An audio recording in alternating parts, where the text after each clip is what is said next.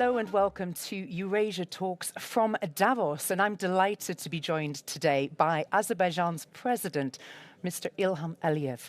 Thank you so much for joining us today. It's wonderful to see you. As you join world leaders here in Davos, we are at this moment witnessing a fundamental reassessment of the existing international system. Now, you've warned about this shift before. How does your country engage with this changing world order? And what is your message to world leaders? Well, actually, as you mentioned, we've been facing a situation when international law norms were not obligatory for all the actors of international community. Therefore, our strategic goal was to achieve results based on our national interest and with all respect to international law, do what we thought was right. Yeah.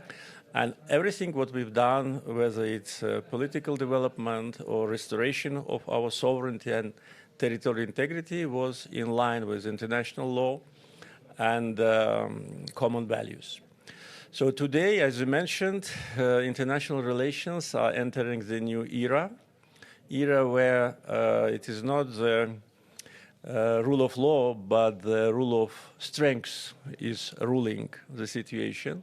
We can see it in different parts of the world. Therefore, it once again signals that every country should base their strategy and policy on their potential, establish good relations with as many countries as possible, sure. First in your region and second on a global scale. Amid the historic peace deal in Armenia, the South Caucasus is evolving fast in a global context, after decades of competing interests, influences, and shifting alliances. How do you assess the current balance between risk and opportunity in the region? Today, Southern Caucasus also enters a new stage of development. We live in peace only for 5-6 months. Mm-hmm. We are learning to do it. We never lived in peace in all our independent history. And it's a special feeling. And of course, it's a great opportunity. Today, relationship between Armenia and Azerbaijan are already evolving into a cooperation. Yeah.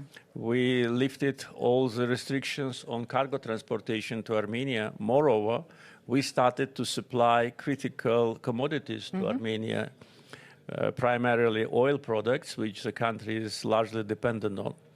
And it's a win-win situation. So I think that by joint efforts of Armenia and Azerbaijan, including the civil society, we will achieve not long-lasting peace, but peace forever in the Caucasus. This is our goal.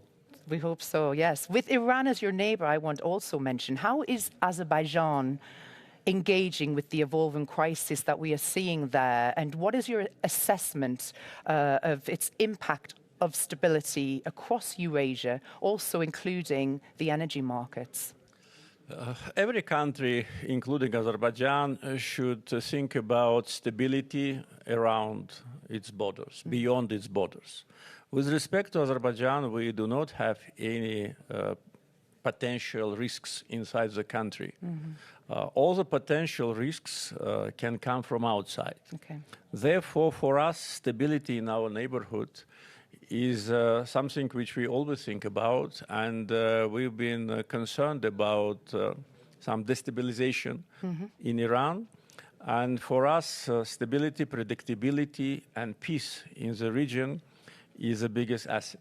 We suffered from occupation, from war, from losing thousands of victims. Yeah.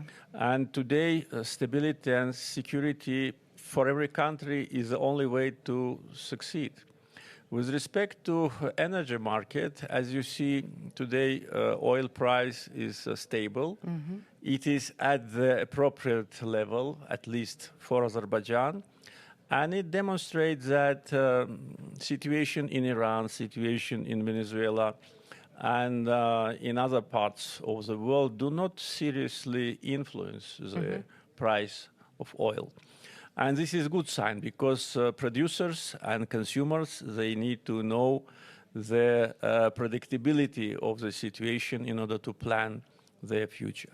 So I hope that situation in the Southern Caucasus and around it will not deteriorate. Where do you feel that the South Caucasus sit in terms of being an emerging force in the energy sector and moving in towards the EU as well? With respect to energy sector, Azerbaijan is the only country in the Southern Caucasus which has energy resources and exports them to other countries of the Southern Caucasus, import energy resources from Azerbaijan. Georgia for many years, and now Armenia. And with respect to Europe and European Union, our energy cooperation is growing. Yes. We already supply natural gas to 16 countries, and 10 of them are members of European Union. So by this coverage, by geographical coverage of supply of pipeline gas, Azerbaijan is #1 in the world. We have resources, we have transportation system, modern pipelines. We have good relations with many European countries. And for them, it's a way to strengthen the energy security.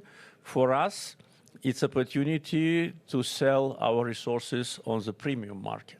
How do you feel and how do you react to this constant criticism of Azerbaijan from the EU Parliament? Well, we do not react any longer. Yeah, we stopped reacting. We did react in the past. But of course, it's so obvious that this bias situation to Azerbaijan is generated by special lobbying groups, by special forces which cannot digest Azerbaijan's independent policy. So we actually, for many years, already stopped any cooperation with European Parliament and also with the Parliamentary Assembly of the Council of Europe.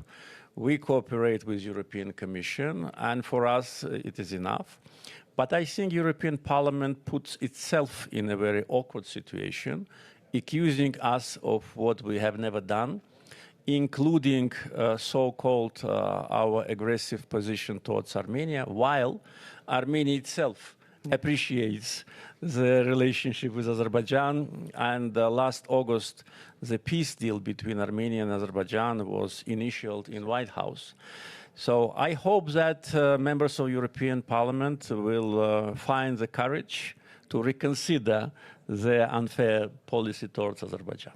Mr. President, always a pleasure talking to you. Thank you for joining us on Euronews this morning. Thank you for the invitation. Thank you.